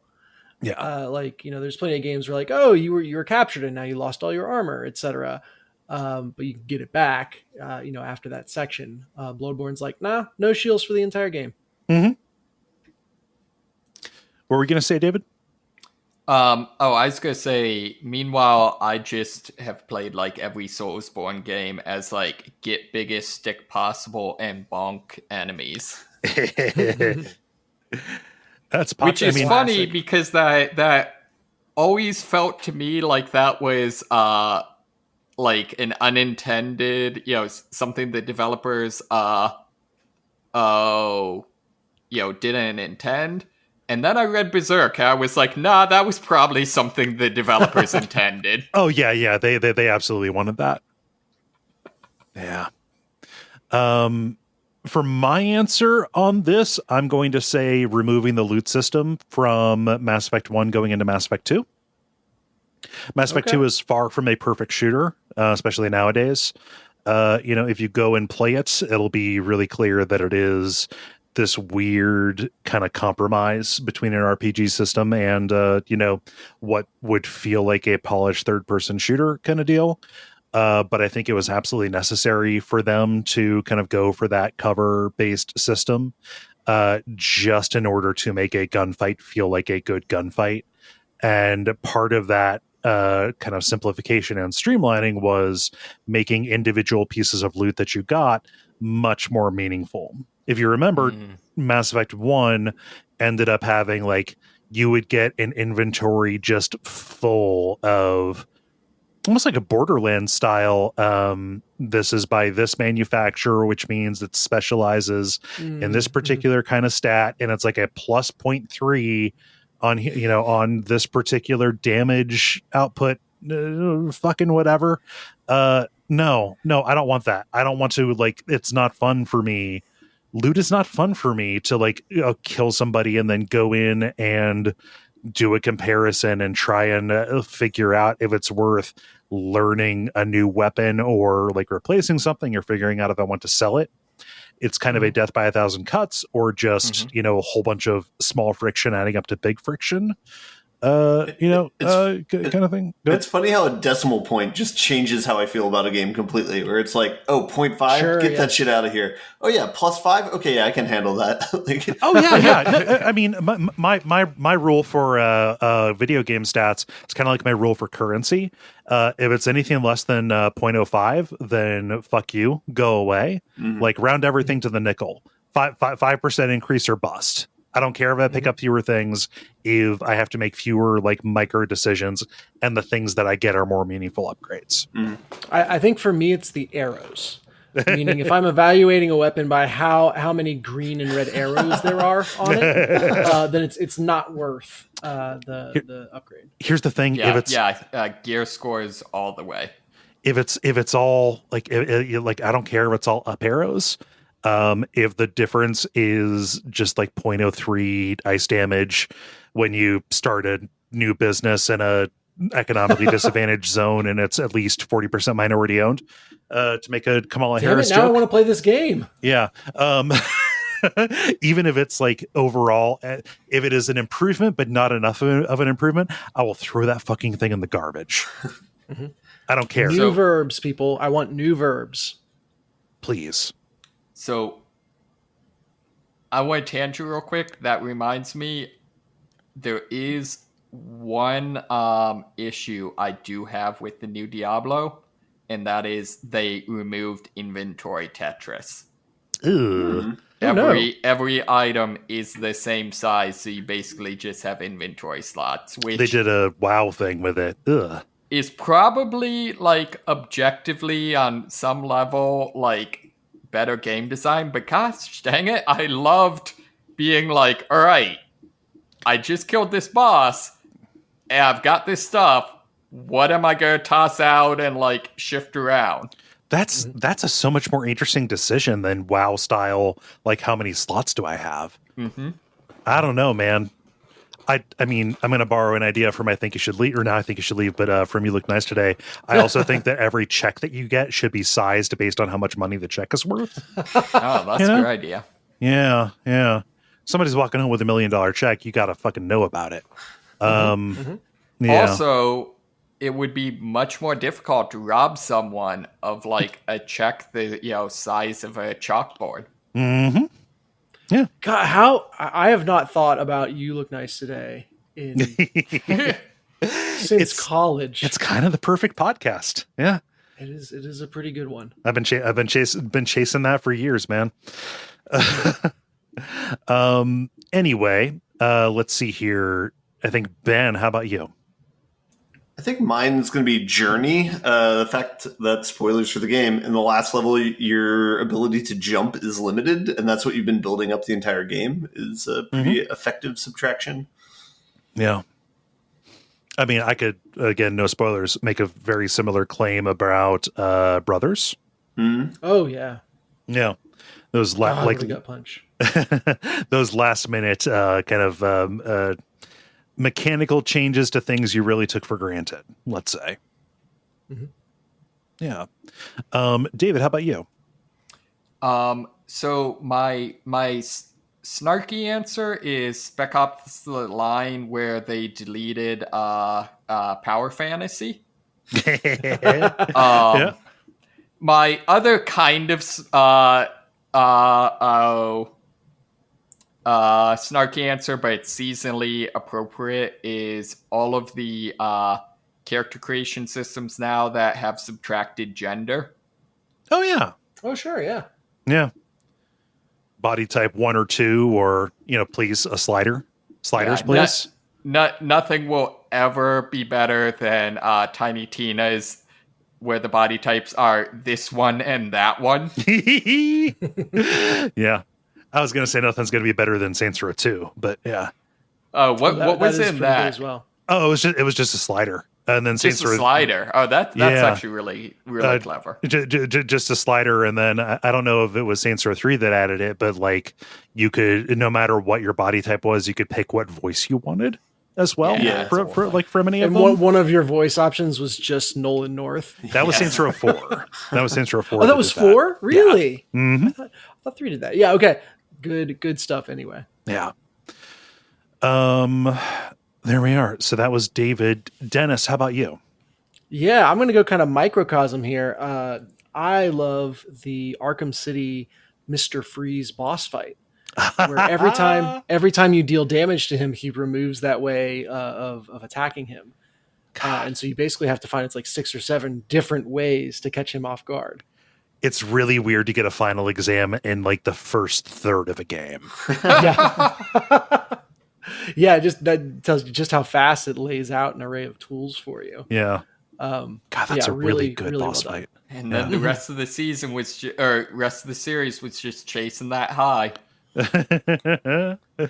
We had a guest on, a patron named Doug, to talk about Arkham City when we did that, and after we recorded about that, he sent me a little Mr. Freeze figurine. Oh, nice! But it was nice. it was a very thoughtful gift. But he it's like a cute style Mr. Freeze who is trying to eat an ice cream cone through his little head dome thing. Poor baby. It's one of the cutest things. It's really good. It's a good toy. It's a good piece of shelf candy. It's on the shelf that I have for all the stuff that listeners have sent. It's okay. Now I understand why he's so angry. As a heads up, if you ever have a hankering for that type of gameplay, Shadows of War is basically that applied to shenanigans. that being the Arkham style stealth combat, or that being the needing to find different ways to take someone down? Both actually. Okay, what's this game? Middle Earth Shadows of War. Oh, okay. Sorry. Yes, absolutely. Yeah. I've been meaning to play that since we did it for WoF, or since we did the first one, Shadow of Mordor for WoF. And also, like, my interest in going back to it really flared up with the release of that just truly terrible, like so bad I'm thinking of buying it and streaming it Gollum game. Don't you dare. It looks so garbage. It looks so bad. Oh. Did you see the dev apology for it? Oh, I did. No. Yeah. God, this is the year of dev apologies. Like, you really? I don't have some. I don't know how that's like validated. Is like, oh yeah, we can release a shitty game and just say sorry for it and then move on. It's like have some pride. Like for 2-3 decades, developers could just release licensed shit, and like I was like, oh well, that's the way it goes. Well, later. I don't pay attention to who you are, so you're just going to keep on doing this. But now they have to be like, we see you, we hear you. Like, no, you can have made a bad game. You're going to have to live with it. You think this is going to change? You think begging for your life is going to make a difference in the situation? Nothing can stay my Twitter dunks. Oh, good question, Dennis. Thank you for posting it. Yeah. Yeah. Thank you, everybody, for participating. If you would like to throw in your answers, watch for the prompts to go up on Monday afternoons at facebook.com. Do a search for Duckfeed Community and join that group. The End Boss. Now it is time for the End Boss, where we talk about things that are happening in the world of video games. Hey, Dennis, what's too expensive? Yeah, virtual reality, apparently. Specifically, Apple's virtual reality. Also regular reality. Yeah. Yeah. This is true. But yeah, so this week they unveiled their Apple Vision Pro headset at a price point so high that the crowd of Apple fanatics that attended their event let out an audible groan. This is priced at $3,500. Okay. I was trying to think of a number in my head that would be too high for Apple people, and you nailed it. Yep. Yeah. Okay. So here's where I'm at. I'm a VR fan. I enjoy VR. I'm an Apple fan. Even with ups and downs, in their hardware, like I have kind of stuck with them. I'm recording right now in an Apple Studio. I'm not averse to paying, or on a Mac Studio. I'm not averse to paying money for Apple technology. I would have paid up to $1,500 to have this if it was like the super best. Like, here you go. Like, this is AR, VR. That would have been there. When I saw that, I was like, fucking no. Yeah. Like, I probably have the money for it, but like, I don't know, man. Like 1/5 of a used Toyota Camry? Fuck you. I have money. I also have dignity. Yeah. So the only angle I could see on this is out where I was in Silicon Valley, which do not recommend. Right. there were a whole bunch of startups that were like applying AR and stuff like that to like, super specialized like industries, like I don't know, like heavy shipping or like light rail, just things like that. Yeah, That's the only scenario I could see this working, is if there's a thing where like a corporation needed one to like, I don't know, operate their hover factory machines or something. Where even something this shockingly expensive to a regular person is much cheaper than risking a newbie training on actual real live hard equipment with really expensive product or machinery. Right. The question for me though is like, Apple isn't a primarily B2B company. Mm-hmm. And I feel like their long-term game plan would have to be that this is, going to get economies of scale and then the price can go down. But man, I don't know. I don't know. Like, you can't get over that first impression. Well, you can, but it takes a very long time and a lot of work. Mm-hmm. Yeah. And that's the immediate question that came to my mind, is like, who is this for? And David, yeah, I think you nailed it. It is all the people with a corporate credit card that are scrambling to appear hip and innovative. Yeah. The appeal to gamers makes a certain amount of sense given VR's place in gaming primarily. Like, you can kind of demonstrate a lot of the capabilities of this kind of system by showing No Man's Sky in it, which is hot. Yeah, but also I can play No Man's Sky on at least 3 VR headsets that I have in my house right now. Exactly. Oh, well, that's the other news that wasn't in this article is the headset, Apple's headset, will support about 100 different games from Apple Arcade at launch. That's sweet. Which boils down to, $35 per Apple Arcade game if you play them all. Yeah. Can you play Half-Life Alyx on it? That is a huge question. Mm-hmm. Because like that new, like the new meta that they like, the new Quest that they just announced that's coming out this fall for $500, which is like a day one purchase kind of thing. Like that also is an AR headset. Fuck me for saying anything positive about that company, but like I can play Alyx on that by connecting it to my Steam computer wirelessly. Right. Yep. Yeah, yep. I mean, there's better options out there for anyone who isn't completely sold on Apple. But again, judging by the crowd reaction, not even the people that have completely sold out to Apple are into this. And someone on Twitter pointed out their reaction sounds identical to the crowd groan from Wii Sports when you like accidentally throw the bowling ball backwards. I lost my breath laughing when I saw that. I mean, yeah, watch the side by side. It is uncanny. See, it reminded me of when people do, I don't know if they're real, but like the reaction shots of people watching M. Night Shyamalan trailers where it gets to the end and says directed by M. Night Shyamalan. Oh, God. It's man, it's kind of like having a friend.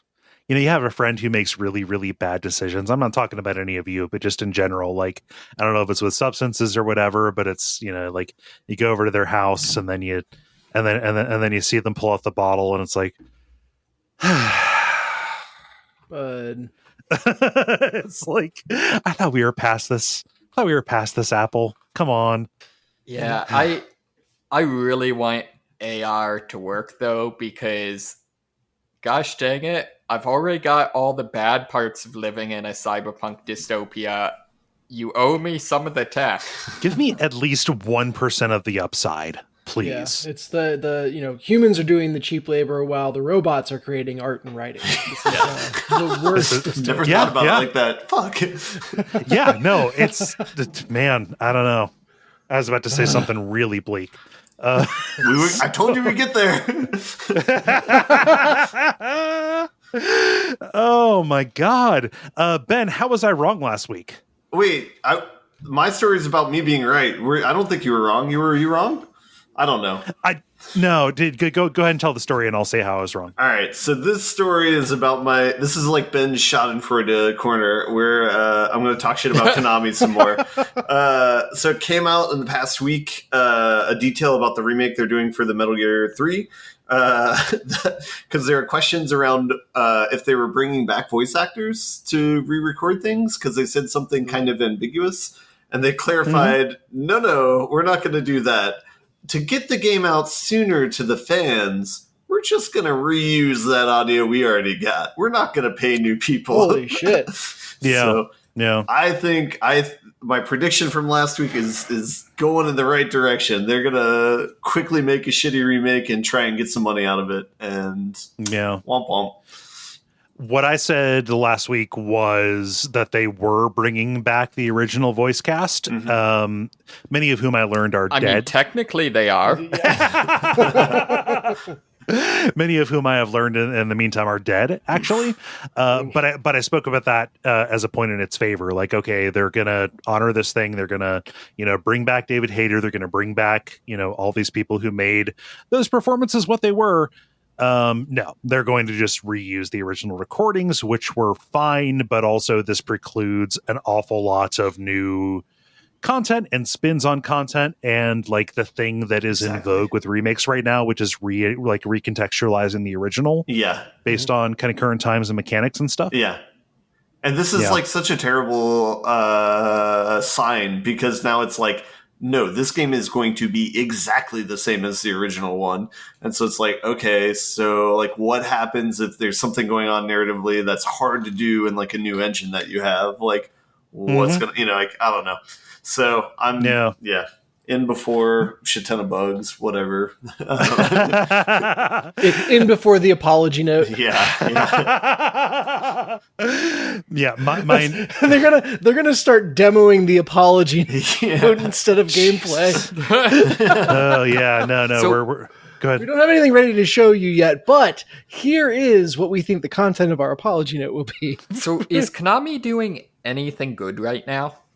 You can replace now with like last 10 years, and the answer's the same. The thing that Konami is doing good right now is outsourcing Silent Hill stuff to other studios and other writers, even if some of the people that they're giving it to are not the best folks. Ooh, what do you mean by that? Oh, just in terms of giving the Silent Hill 2 the Silent Hill 2 remake to Bloober Team. And that the Silent Hill Descent thing doesn't look too great, but I'm withholding judgment. Okay. Beyond that, I would say like having the wisdom to defer to outside studios for these things is probably for the better for them. Yeah. But that's it. And it's arguable how much that is Konami doing a good thing. Yeah. They just don't have enough capacity to do it bad. Yeah. Because they fucking gutted everything for investors, It's a nightmare. Everything is a fucking nightmare. Yeah, but it's not Silent Hill. It's the real world. That's what's weird about it. Yeah, I know, right? So, yeah, I'm disappointed, but I don't know. We'll see. I'm weirdly, happy and sad about it, because I'm like, fucking knew it. But then also, damn. Can we have Ben's Schadenfreude Corner as a official segment, please? It's so rare for him, because usually he's, not positive, but like things. good natured, right? But like you've earned the right to be skeptical about this company. One. Yes. Yeah, I would say. Yeah. Oh, hey David, what's BattleTech doing right? So I'm thinking how to frame this. So basically, for Pride Month, a bunch of queer writers put together a zine of BattleTech short stories, which is really cool.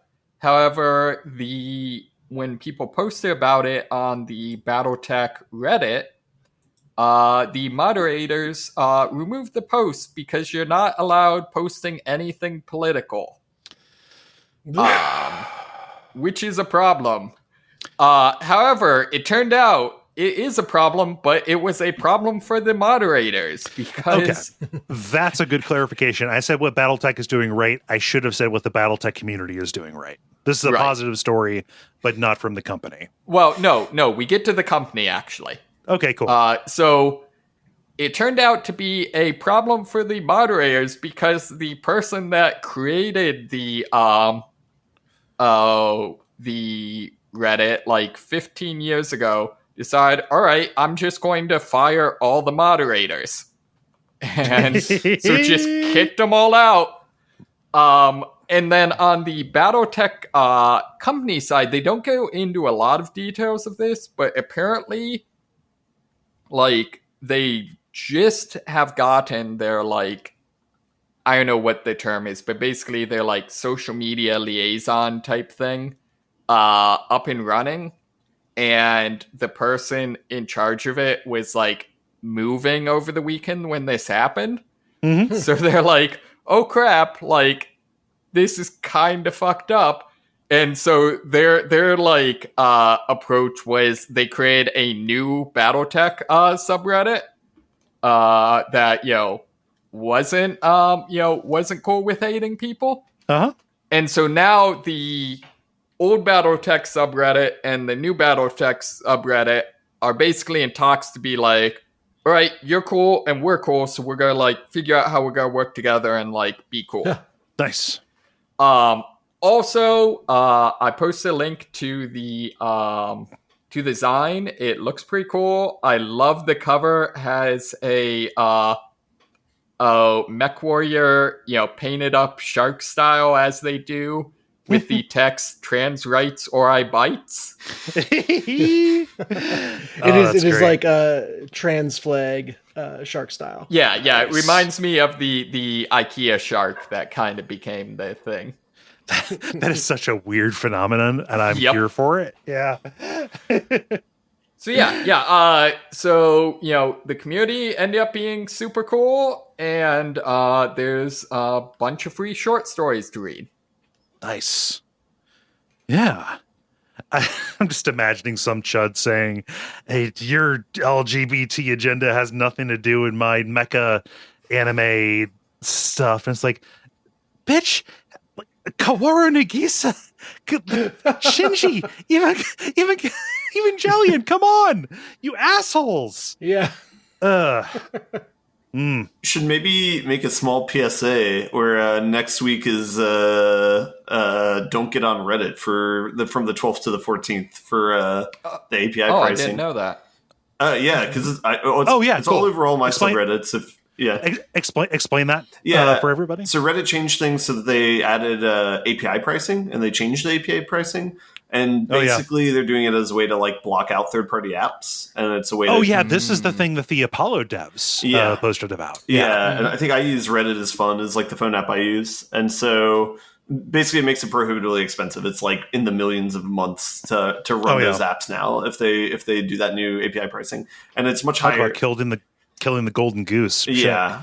Yeah, and so anyway, so there's like a bunch of different subreddits, like even like Seattle subreddit and stuff like that. They're all protesting from the 12th to the 14th, which will be after when this releases, but before when the next one does. So keep that in mind.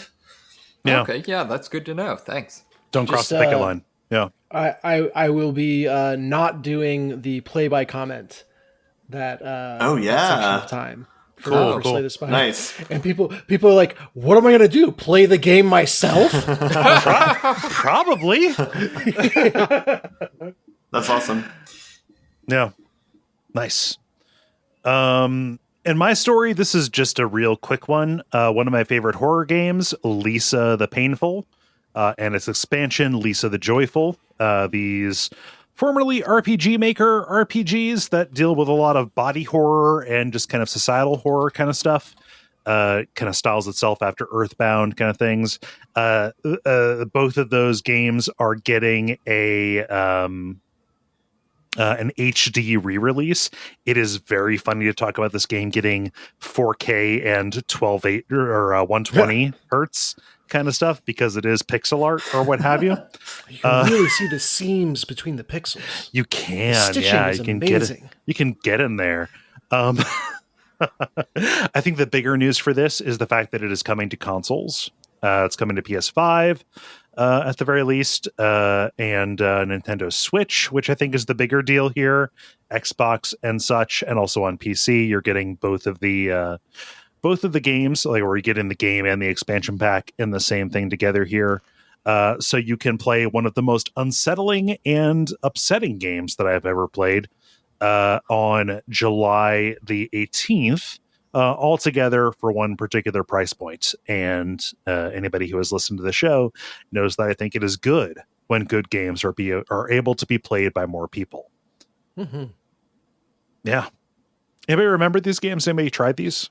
I have not. I'm looking at the very least the fan art for them is on point. Oh, it's ridiculous. It is so bleak. Yeah. There's a drug that mutates people, and it is wonderful, by which I mean nightmare-inducing. So, yeah, cool. That's my story. Nothing there. Other than that, how do you all feel about buttoning it up? Let's button this. The credit. Thank you so much, everybody, for listening to level number 461. We really, really appreciate it. Little programming note, we are not going to be back next week because I'm going to be out of town. So we appreciate your patience as that goes. And should be back the next week, assuming that I don't get sick or whatever from traveling. Or get struck by the Kia boys. Yeah. Oh, the Kia They found me on the West Coast. Did I tell you guys got my car back? That's good. Yeah. And Sans license plate, though. Okay, cool. So you have the most recent update. Yeah. So I've got to drive to the Columbus, Ohio airport. God, nobody steal my car, please. I bought a club, like a steering wheel lock thing. Fucking Kia, man. I called my dealership and asked, like, hey, my Kia got stolen. And I got it back. Are you giving away like wheel locks? And they said, giving away? No, we're not going to give anything away. They talked to me like I was an asshole. Wow. And so I went and bought like a $20 one. So nobody try to steal my car. It's not going to drive. You're not going to be able to turn the wheel enough to get out of the parking spot. Yeah. You make it sound like that would stop the Kia boys. Then maybe they just go in a straight line like a paladin. The world's shortest joyride. God, that was such a great scene in the D&D movie. Yeah, I know. Ben. Just walking right over the rocks. That was improvised. You know that, right? I did not know that. No way. That's awesome. That was improvised. That actor decided, I'm just going for it. And they made it into a joke in ADR. It was so good. Anyway, if you want to support this show and this network, you can go to patreon.com/Duckfeed.tv. You can leave a rating or review for the show in iTunes or whatever podcast directory that you like to use that happens to support those things. Tell your friends to join us to hear about new games and games that we are currently finding interesting. And come back next week. All of those are good things. Come back in 2 weeks. Not next week. Yeah. Yes, 2 weeks. Yes. Well, you can listen to another episode next week. It just won't be new. True. Mm-hmm. Yeah. Dennis, anything Why going are there on? 50,000 downloads of this first episode of the show? That's wild. Dennis, anything happening with your games and stuff? Cons are happening. So I will be at Origins. I will be at Gen Con. More details soon. Of note, I think I might have said this on a previous show, the signature edition of the game is completely sold out except for the stock that I'm bringing to cons. So yeah, it's not a lot. And that is the last place you will be able to get it before, I don't know, potentially if there's like a reprint in the future. Mm-hmm. Wink. So yeah, come see me if you're at those things. Nice. Keep it out. Dennis is a very nice man. Yeah. Anything else I'm forgetting? Mm-mm. All right. Well, I've been Kole Ross. You can watch my streams, not this weekend, but the next one at Duckfeed.tv on Twitch.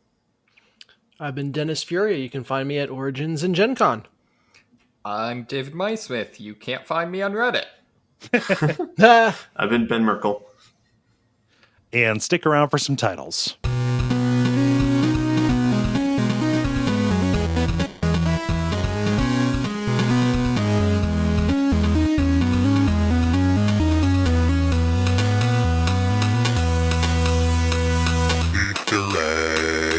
Okay, I've got one, and I imagine this is going to be hard to beat.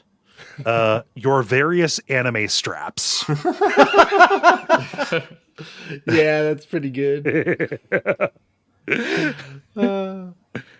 So I had 3. I had Goblin Mode Link. I had NASCAR question mark. And I had Ben Schadenfreude corner. All right. Which needs to be a reoccurring segment.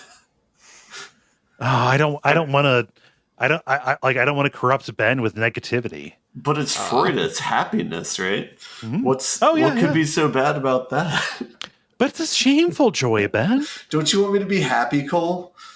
I do. It's just not in that way. Oh, wow. I just had a Vision Pro ad pop up. They are actually advertising it. Holy shit. Hey, just in case you have $3,500 waiting around in your couch cushions, I guess. Because we're not out of touch, I swear. Yeah. Ben, what you got? On that note, go ahead. Go ahead. Dennis, what you got? I had a title that I liked very much. I don't think it beats yours, Cole, but I had The Apple Vision Pro, directed by M. Night Shyamalan. So I had that. I had Pentiment. And Long Live the Deckard. And then from very early on in the episode, I had, sorry guys, I hired a vet. I'm not gonna lie, I was really proud of that joke. It's pretty good. God, I was at a family thing, and I've got a family member who works at a bourbon bar, and they were holding court about, like Tennessee whiskey versus whatever, and they said, well, technically it's not bourbon and then just immediately, like, firing from the hip, I said, if it's not from the Champagne region of France. And nobody laughed. And she looked at me like I was a fucking asshole. And I looked at my mom and I said, that is a very funny joke, and I need you to know that. Everybody That's laugh the kind of joke now. where you're going to be falling asleep 5 years from now and think of that and just start giggling. This one's a thinker. Okay. What was the last one, Dennis? I'm sorry, guys. I hired a vet. Okay. All right. What you got, Ben? I just got one. It's someone's gonna crash and burn, but I'm down with the straps. Down with the straps. I'm down with the straps as well. Is there any violent opposition to the straps? Just passive opposition. Well, that's it's no whatever fun. ripped them off in the first place. Yep. Cool. Okay. That works for me. So it is decided.